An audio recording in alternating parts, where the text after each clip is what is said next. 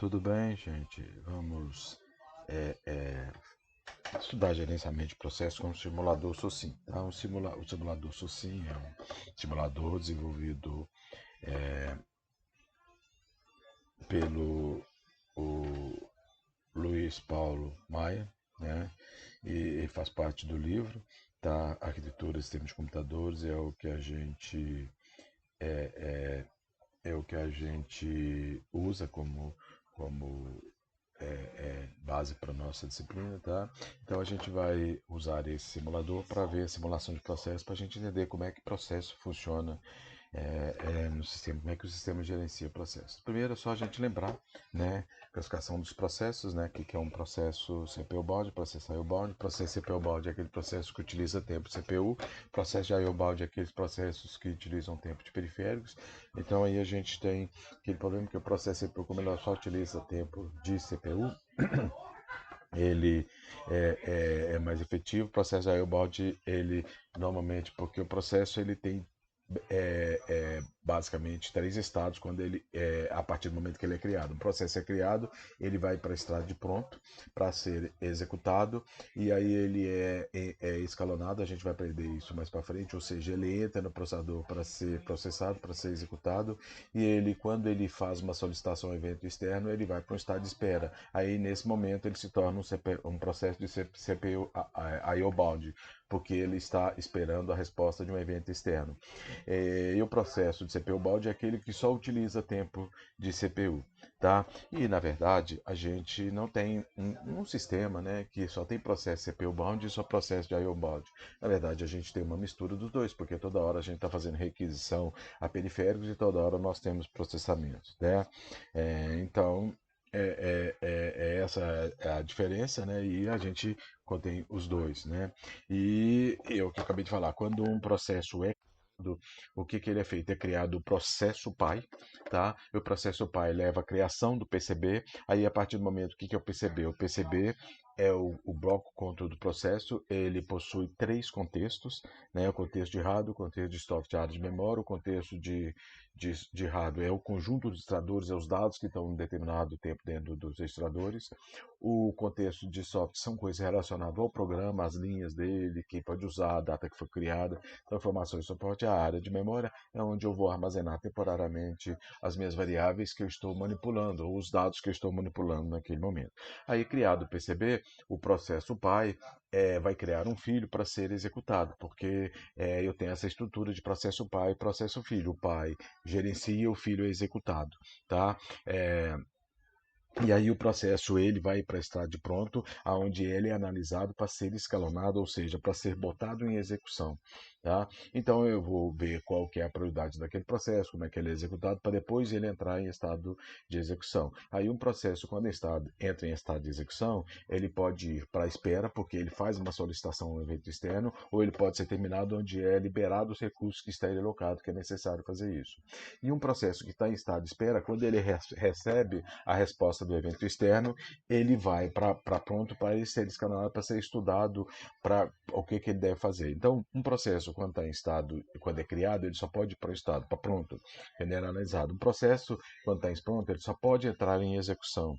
Tá? E um processo que está em execução, ele pode ir para três estados: finalizado, espera, ou voltar para pronto de novo, caso o time slice dele seja atingido. A gente vai aprender também mais para frente como é que seja isso. Então, um processo em estado de execução, o próximo estado que pode ir para terminado, para espera ou para pronto de novo. Um processo que está terminado, ele não é mais executado. E um processo que está em estado de espera é porque ele fez a solicitação ao evento externo e depois que ele volta, ele só pode ir para pronto, porque ele vai ser estudado para saber quando é que ele vai entrar no processador de novo, ok?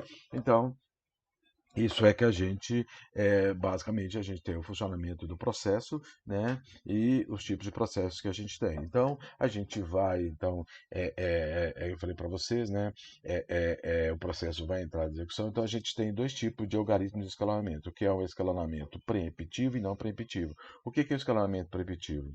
É como se eu pudesse entrar, como não, eu entro na CPU, paro a CPU e retiro aquele processo que está sendo executado dele. Então, isso aqui é preemptivo. repetitivo, é tomar algo. Eu vou tirar a CPU desse processo e passar para outro. Normalmente, quando a gente trabalha com processo de tempo compartilhado, ou seja, de time slice, cada processo tem um tempo dentro do CPU, e no momento que aquele processo atinge o seu tempo de execução, ele é chamado, o sistema, o kernel chama ele, retira ele de dentro do processador e libera para o processador. Se não tiver ninguém querendo acessar, ele continua sendo executado, ok? E um processo repetitivo, ele não é interrompido, ele entra na CPU e só sai da CPU quando ele ser finalizado. Então, um processo não repetitivo está ligado com sistemas monoprogramáveis. Um processo repetitivo está ligado a sistemas multiprogramáveis, ok?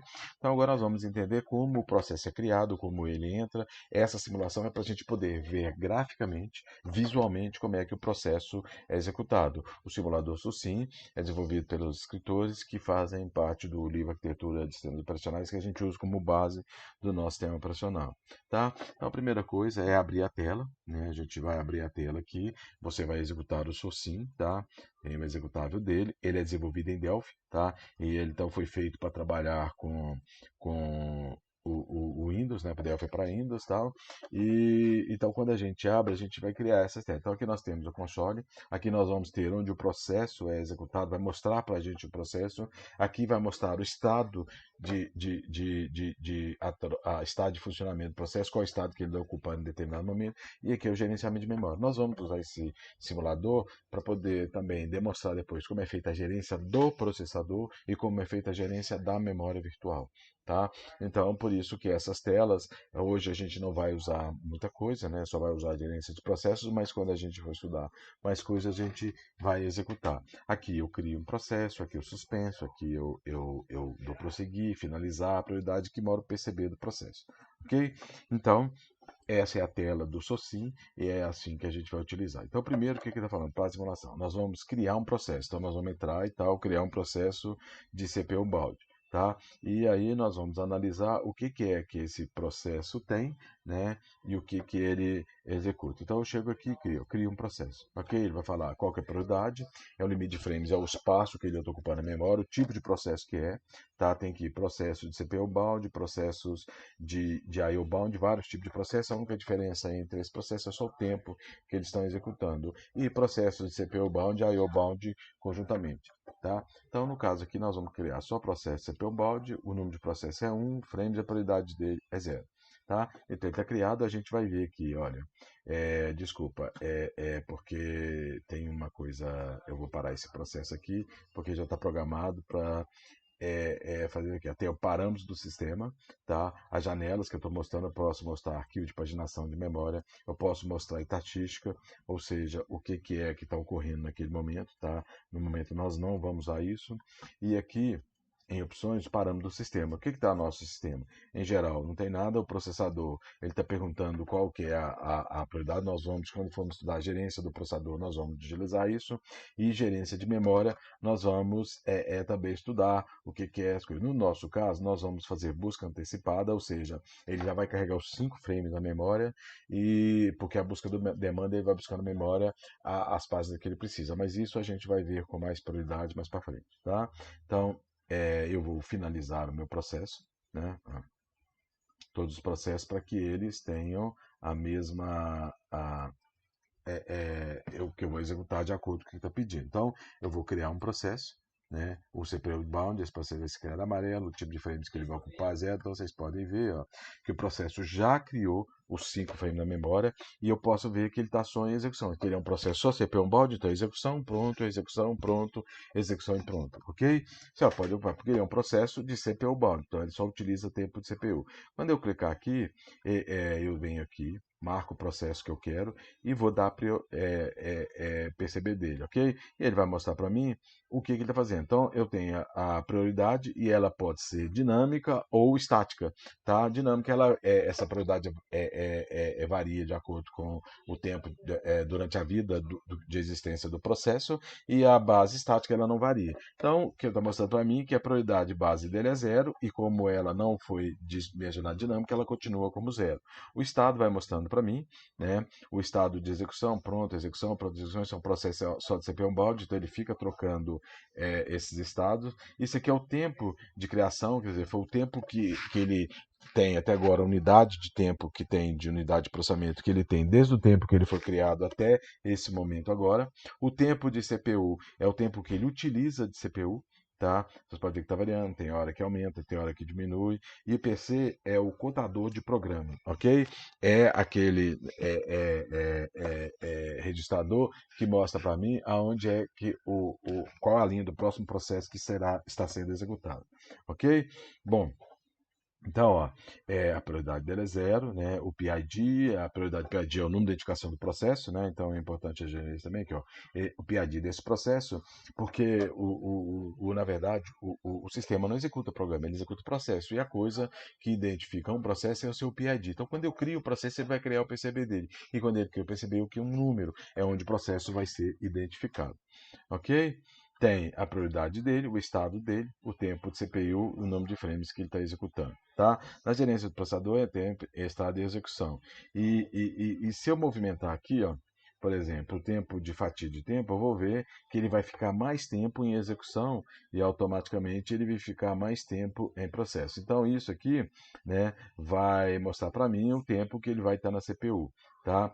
Esse tempo de espera aqui é quando o processo é de I/O. Como esse processo não é de I/O, eu alterar aqui vai alterar muito pouco. Isso aqui é o clock da CPU. Quanto maior o clock da CPU, mais aumenta a troca de contexto. Ou seja, quanto maior, mais tempo ele fica com o mesmo tempo da unidade de tempo, mas ele é mais rápido para entrar e sair. Tá? Então a fatia de tempo é o tempo que ele fica dentro do processador, o clock é o clock da CPU. Tá? É só para essa simulação, só para poder simular as coisas que eu quero de acordo com a realidade. Então eu movimentei e vi isso daqui. Aí vamos lá, com base na observação e do processo, identifique se o processo é de CPU bound ou de I/O bound. É fácil, né? Esse processo, além de eu ter mostrado que ele é de CPU bound, né, eu ter criado ele como CPU bound mostrado, eu sei que é de CPU bound porque ele nunca vai para estado de espera. Ele só fica entre a execução e pronto. Tá? Então, por isso que esse processo é um processo de CPU bound. Ok?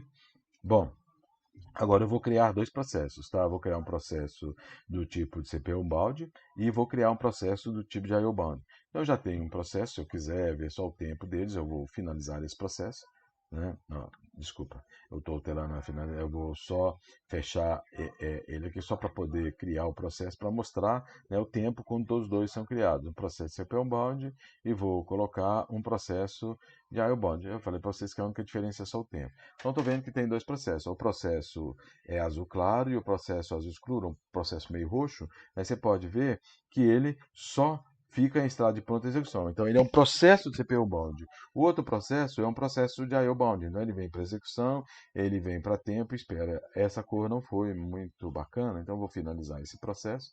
Né? E olha que bacana, ele está suspenso. Tá? Ele é só finalizado quando ele entrar em execução. Olha que bacana. Tá? Ó, viu? Então, eu vou criar um processo agora de azul claro, azul escuro, porque só para ficar mais fácil da gente analisar. Então, sabendo que o processo de I/O bound, né, ele é azul claro, então ele vem em tempo de espera. Então, se eu aumentar aqui, é só o tempo que ele vai ficar lá, tá vendo? Vou isso aqui, ó. Então, eu posso ver que um processo ele vai para estado de execução, azul, né, depois ele vem para espera. Quando ele vem para espera, ele vem para estado de pronto. Olha só. Depois que ele se desperta, porque ele precisa ser escalonado para poder analisar o que é que ele tem que fazer. Ó. Vem para cá agora, ele vai sair de lá, tá vendo? Vem para cá. Depois ele vai para execução e ele vai para pronto de novo. Então eu estou mostrando para vocês a diferença entre o processo de I/O bound e o processo de CPU bound. O processo de CPU de I/O bound ele sempre aguarda uma resposta do periférico, ok? Bom. Então, olha, eu mostrei para vocês porque que é um processo, né? Eu posso mostrar aqui, está pedindo a taxa de crescimento. Olha para você ver o tempo de CPU que esse usa. Esse usa 43, está com 44 tempo de CPU, e esse aqui está com 6, ou seja, o de cima tem muito mais tempo de CPU do que o de baixo. Por quê? Porque o de cima é um processo exclusivamente de CPU e o de baixo é um processo de I/O, tá? Então, por isso, quando o processo é de CPU, ele utiliza mais tempo de CPU, né? É, é. Ok? Aí eu venho aqui, questão teórica. Análise de efeito gerado no caso de redução de tempo gasto na operação de ES pelo processador de saúde. O que é possível observar? Já mostrei para você. Se aumentar o tempo, diminuir o tempo de espera, o que acontece? Ele vai ficar pouco tempo em espera. Então, quanto maior o meu velocidade de acesso ao meu periférico, melhor é para mim. Né? Menos tempos ele vai ficar em estado de espera. Mais tempo de CPU ele tem, tá vendo? Como é que o tempo CPU dele está variando, aumentando mais rápido?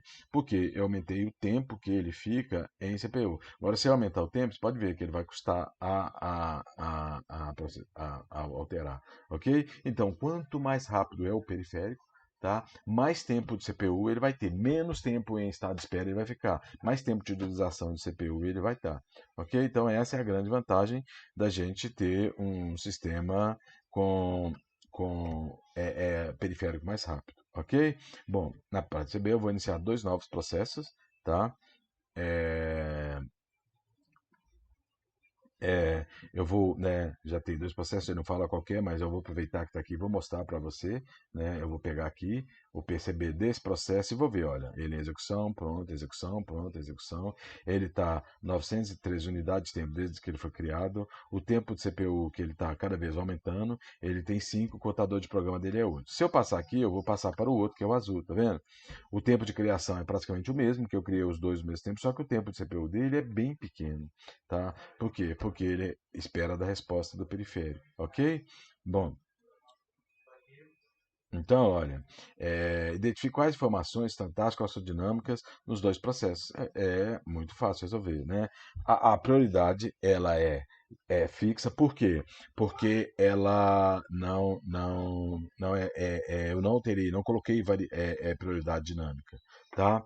E ela é estática, ela é por software. Quem define a prioridade de execução é o programa, tá? É, desculpa.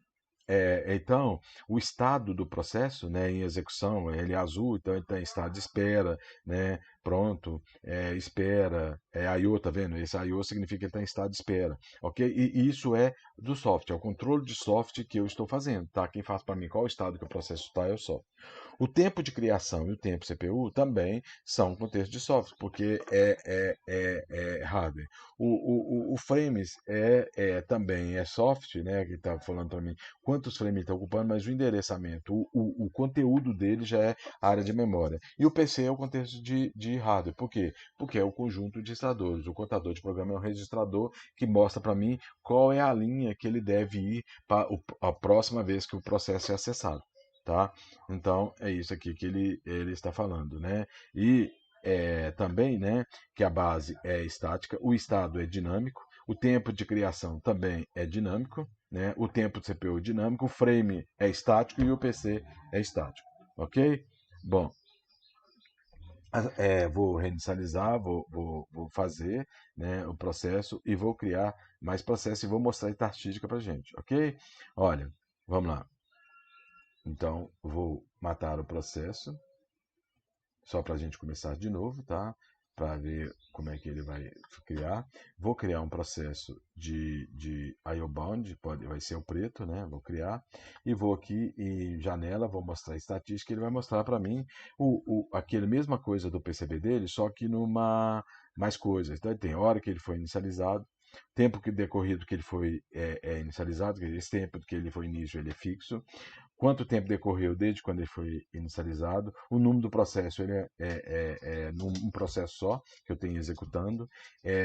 Aqui mostra para mim o que ele tem, ó, espera, qual o status que ele está, tá? Então esse é um processo de IO bound, então agora ele está em estado de espera, ok? Se eu criar um outro processo de IO bound, tá? Agora eu vou criar um processo de IO bound, olha, aí você vai ver que aí eu tenho dois processos e a hora está em execução, a hora está em pronto, a hora está em espera, né? Quantas vezes os processos foram escalonados? Então, quer dizer que esses dois processos já foram colocados em execução 328 vezes. O processo, o throughput, é o número de processos que está sendo executado numa fatia de tempo. Então, eu estou executando 0,25 processos numa fatia de tempo. Tá? O turnaround é o tempo de vida do processo desde o momento que ele é criado até que ele é finalizado. Tá? A taxa de ocupação da CPU o tempo de ocupação da CPU até agora é 345 segundos. Tá? A taxa de utilização está em torno de 60%. né? É, o estado de espera, né, do pronto em espera, por enquanto é 0 segundo, mas ele vai alterando, porque quando ele vai para espera, o processo vai para espera, eu vou contar o tempo que ele está ocupando. Esse é o tempo médio. Essa é a espera acumulada, ou seja, já acumulou 1,33 segundos. Ele está ocupando a memória em bytes, a memória que está em uso, a memória livre, o total de page defaults, né? O que é page default? É quando o processo não acha aquela memória, porque na verdade o sistema trabalha com memória virtual, ele não trabalha com memória real. Então a memória virtual é a memória real, RAM, mais a área do swap que é feita em disco. Então quando eu vou procurar uma página, eu tenho que saber onde é que essa página está. Mas nos sistemas, né, tudo que eu vou utilizar em determinado momento tem que estar na memória principal. Ok? Então, se na memória virtual, naquele momento, esse dado não está na RAM, está na memória secundária, então eu tenho que acusar que essa página não está na memória, apesar de estar na memória virtual, ele não está na memória real, eu tenho que ir lá na memória secundária, memória e trazer para a memória primária, que é RAM, tá? Para ele poder ser executado. Então o page default indica isso para mim, tá? Que aquela página está na memória virtual, porém ele não está na memória real. Ok? Bom, então, isso daqui é só mostrando isso para a gente, né? É, é, eu posso, por exemplo, eu posso matar esse processo de I/O bound só para a gente ver. Vocês vão ver que esse tempo de utilização da CPU, ele olha para você ver que bacana. O processo fica. Porque o processo só pode ser finalizado quando ele está em execução. Olha só que bacana. É que eu falei para vocês. O processo só pode ir para estado de término depois que ele passar para execução. Então, quando eu suspendo um processo, quando eu finalizo ele está em estado de espera, ele tem que voltar para estado de pronto para depois ser finalizado. Ok? Bom, olha para vocês verem. E esse processo mantém, né, a taxa de 40% a 60%. Agora eu vou finalizar ele, né, você vai ver que ó, vou finalizar, ele vai ter um certo tempo, depois é porque passa para espera e para depois. Então eu vou criar agora um processo de I/O bound, tá? Só para a gente ver, tá? Olha para você ver como é que a taxa de utilização vai cair, olha. Porque quando ele está em CPU, ele não está quando ele está no periférico, ele não está em CPU. Então tem uma certa hora em que o processo não está em execução, tá? Ele está em espera. Então esse processo não está em execução, não tem tempo de CPU, ok? Vou finalizar isso aqui só para eu ver uma coisa aqui, tá? Prosseguir. Vou finalizar, desculpa, vou finalizar esse processo, ele vai ser finalizado. Então ele tem que entrar em estado de execução para ser finalizado. Ele vai para pronto e automaticamente ele vai para execução depois que ele é finalizado, tá? Então eu vou criar agora processos de CPU bound, ok? Vou criar dois processos de CPU, um verde claro, outro verde escuro. Olha só que bacana. Eu tenho dois processos de CPU bound, nenhum processo que está utilizando o tempo de CPU, mas tem um determinado momento em que eu não tenho nada em execução. Olha só que bacana.